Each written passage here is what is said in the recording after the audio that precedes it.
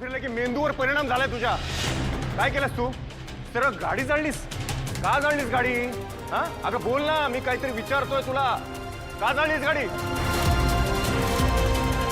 नाही, आई म्हणते तेच बरोबर आहे. तुझ्या अति लाडामुळे ना तुला पैशाचा माज आलाय, माज. अगं आमच्या समोर असं वागतेस तर आमच्या मागे काय करत असशील? बोल, का जाळलीस गाडी? काहीतरी विचारतोय मी तुला. अनिका, काय विचारतोय मी? अनिका! राजन! आल्या. राजन, काय करतोयस तू? नाही, तिला विचारतोयस का केलंस म्हणून. मी तुला प्रश्न करते, तू काय करतोयस? एवढ्या मोठ्या मुलीवर तू हात उघडतोयस.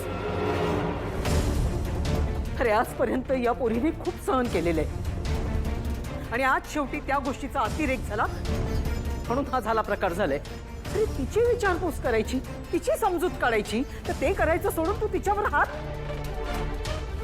चल बघ.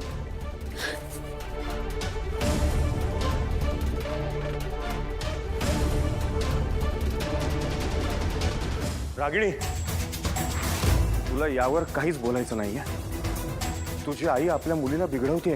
राजन, खरं तेच बोलतोय. कॉलेजमधली भांडणं होती म्हणून मी त्याकडे दुर्लक्ष केलं, पण आज जे काही अनिकाने केलं ते तू पाहिलंस ना. तिने सरळ कार जाळली. रागिणी, आपल्या मुलीवर संस्कार करणं हे तुझं सुद्धा कर्तव्य आहे. तुझी आई आपल्या मुलीला तिच्यासारखं करू पाहते, जे फार चुकीचं आहे. सुधरव आपल्या मुलीला, नाही तर याचे परिणाम फार वाईट होतील. ती एकदा आपल्या हाताबाहेर गेली ना तर तुझं माझं सोड ती कोणाचंच ऐकणार नाही घरात, आणि जे तिच्या भवितव्याच्या दृष्टीने फार वाईट आहे. हो हो, म्हणूनच सांगतोय ना तुला.